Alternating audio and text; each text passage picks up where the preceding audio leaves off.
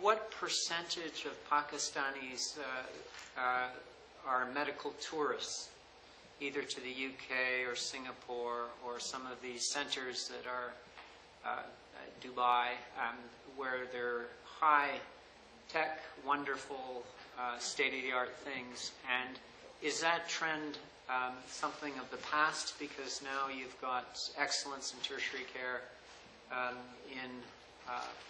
in Pakistan, or is it something that's actually growing and perhaps something which represents a significant drain on the system? But thank you, Tim. Before I answer your questions, I realized that I hadn't responded to Elil's question. I was letting you off the hook on that one. Yes, no, I must come back on that. Yeah, that was incorrect. It was when Tim mentioned the word frivolous that my apologies. I actually went in the wrong order. You asked a very interesting question. Actually, if you look at our aggregate growth rates, the averaged out growth rates, they are a lot higher during the military tenure, and they're very low in the democratic tenure. I won't get into the discussion on that. That's a very complicated discussion. That does not mean that the military does better than the democracy. Democracy has its own challenges, as we're experiencing currently. But that's embedded in a complex interplay of where those time periods, what those time periods represented in terms of Pakistan's geopolitics and how aid was channeled and so on and so forth. There are lots of conspiracy theories behind that. So growth rate, yes, it has done better, but the details notwithstanding. But in terms of how health has fared, there's been a straight line. Ghaffar is working on a paper on health governance in the same group, and he will bear me out that the spending on health has been straight. There has been no dramatic change in health outcomes over a period of time. So that's with regard to your question. And thank you for your suggestion about the country cooperation strategy. The WHO representative I work very closely with him, so I certainly will draw his attention to that. Tim has asked a very difficult question, as usual. With regard to demand side, I think there are two areas. Well, at least there's one area where I have made a very conscious effort to pay attention to that. And one of them is the area of health financing. So this whole business of health equity pools and configuring them for demand side financing through waiver and exemption systems is one of those. Because in my own observation, in interventions of community health insurance in Pakistan, where microfinance programs go to groups and tell them, pay a minor contribution and your health care is going to be covered, and then they subsequently go to access care and they find that this is not covered and that is not covered, and then you see that there is a trend towards dropping out of those systems. So my own opinion is that if demand side financing is prioritized through waiver and exemption systems, the likelihood of people subscribing to that mode of financing would be a lot better than it is currently in community health insurance. Secondly, your question about medical tourism, and my answer would be no. Pakistan has not developed a state-of-the-art medical infrastructure of the nature that India has across the border, which keeps their domestic consumer of high-end health care within the country. That has not been the case, exceptions notwithstanding. I've described in the book under trade and health that medical tourism in Pakistan unfortunately has taken a very negative turn, with medical tourism for kidney transplants as it has in several other countries within the region. And that has prompted our previous administration to come up with the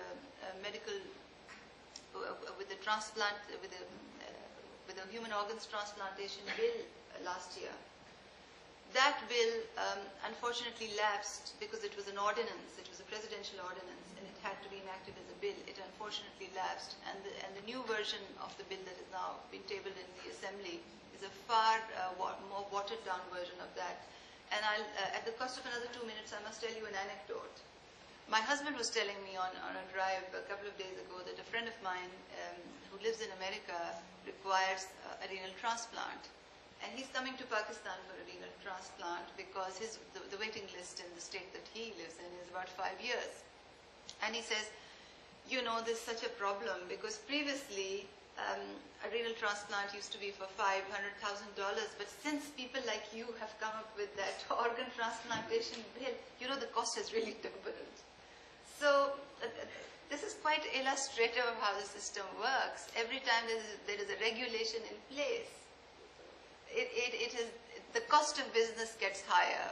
It does very little to break the institutionalized channels of collusion.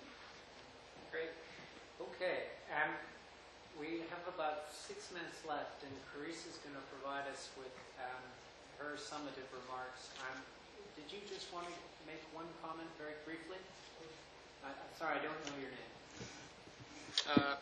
My name is Mulzam, and I'd just like to ask one small question.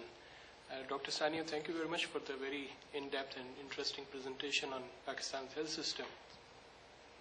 As you know, that most of the population in Pakistan and perhaps in most of the developing countries, they go to the private sector.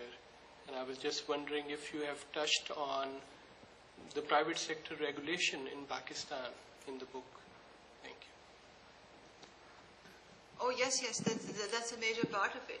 But what has been proposed is not the coercive command and control style of regulation, which breeds graft. But in broadening the first point of contact in primary health care, this whole discussion and this whole reform, proposals for reform agenda to harness the outreach of private providers and to use that as a tool for market harnessing, institutionalizing market harnessing means of regulation is very much along the lines of what is being proposed. And secondly, to leverage private sector entrepreneurial talent to revitalize the management of state facilities is another area where public-private engagement has been greatly recommended. Carissa? Thank you, Tim, and let me begin by congratulating Sanya on this piece of work, and certainly to reflect the sentiments here that we do hope that this book can be an agent for change for health in Pakistan, but also beyond. And I think this draws also on the expressed views here that the situation and issues as you have presented them in choke pipes really reflects many of the same issues and the situation existing in many developing countries. And the fact that we can learn from each other, I think that was very well said. In your characterization of the health system, particularly when you looked at the inputs, in a way resembles very much our whole concept of the 6 building blocks. But I think what you have done also is to highlight infrastructure, which for me is one of the areas in our own health systems framework that has not received sufficient attention, and that I thought was also very helpful.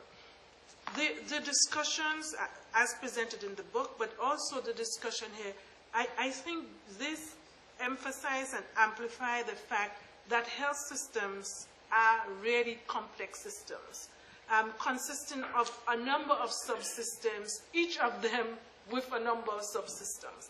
And so in terms of looking for solution, in terms of discussing health systems, it really is not just a linear approach. It is real, and we don't know how tinkering with one therefore affects all of the others, and what is the exact impact on individual countries. And I dare say that probably will be the topic of much research as we continue. And even as we discussed financing, and we looked at financing, and we looked at the different modalities of financing, and the whole public, private, and mixed health system, and how each of those could have its impact on access to health services and coverage. And I think very importantly too, the recognition that despite almost fourfold increases in external resources, particularly by our aid donors, that the transformation change has not occurred and certainly has evaded many developing countries, as was for Pakistan, but as is in many developing countries. And therefore, a full understanding that investments per se do not always result in improved health outcomes. And sometimes you get quite the opposite effect. And this is why I liked your characterization of the health system as conduits. And I think we need to remember this. In the whole reform agenda, the emphasis on the policy reform. How do we achieve policy reform that leads us to universal coverage, but sustainable universal coverage?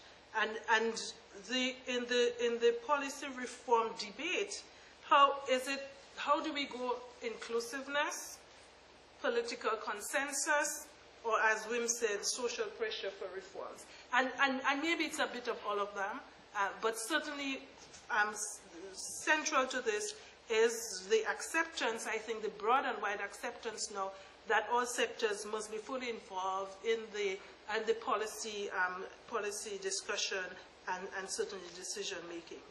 I think also the understanding and the sharing here that the efforts to improve health outcomes and health systems must extend beyond the Ministry of Health. The emphasis given to the social determinants of health, but importantly to other levels of governance in terms of the Ministry of Finance, planning, but also the other social sectors and their role in ensuring health outcomes. I think when we talked about finances, the discussion about the financial risk protection for the poor. How do we utilize financial and financing approaches to increase efficiency, to increase coverage, to reduce waste? And I really noted in Sania's presentation the emphasis that she places on corruption and the way she uncovers the blindness or the intentional blindness that has dominated the literature and also our talks here as far as the wastage and pilferage and corruption is concerned. And I think that is a big area of waste, and if we need to increase in efficiency, we are going to have to look at this. I just want to end with two questions to you. I think when we would have read this book, and certainly even as we sit here now, having listened to the discussion and the presentation, I would think that the questions that we should be posing to ourselves would be, what can WHO do to catalyze the transformative change in countries? A change that must lead to the highest attainable levels of health, with equity at the very center of that debate. And how can we do it to ensure that it is sustainable? And I think that has to be a big question for us as an organization, and our response to Sania's publication. And what I would say also, what can each of us in our various programs and on a day-to-day basis, what can we do towards this transformative change? And so with these few words, I once again want to thank our panelists and thank Tim, and certainly to extend our congratulations again to Sania and our appreciation of the work that she continues to do in her home country, but also in many ways how she is always so willing to share her experiences with WHO in the various fora that she works with us in. So thank you very much. Thanks, everyone.